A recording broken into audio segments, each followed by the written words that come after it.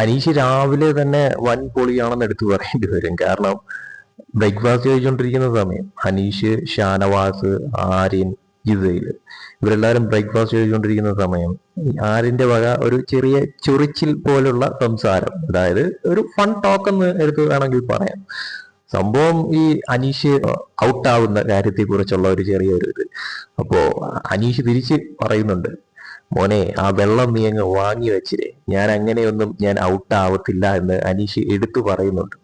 അതിനുശേഷം ഷാനവാസ് അവിടെ ഉള്ളവരടുത്തെല്ലാം അനീഷ് പറഞ്ഞിട്ടുള്ള ഒരു കാര്യമാണ്, ആരും എന്റെ വീട്ടിൽ വരണ്ട എന്നുള്ള തരത്തിൽ. ഇപ്പൊ ഷാനവാസ് പറയുന്നുണ്ട് അനീഷിന്റെ വീടിനെ കുറിച്ചും ചില ഫൺ ടോക്കായിട്ട് ചെറിയ ഒരു രീതിയിൽ പറയുന്നു. എന്നിട്ട് പറയുന്നുണ്ട് ഷാനവാസ്, ഞാൻ നിന്റെ വീട്ടിലേക്ക് വരും എന്നുള്ള തരത്തിൽ.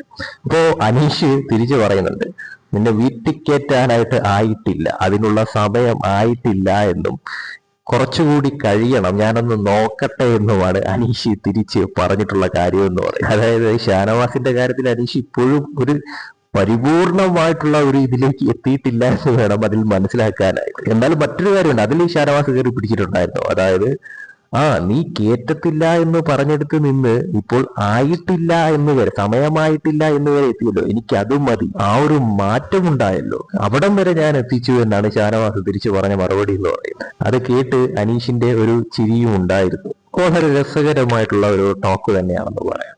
കൂടുതൽ BB അപ്ഡേറ്റ്സുമായിട്ട് വീണ്ടും വരാം.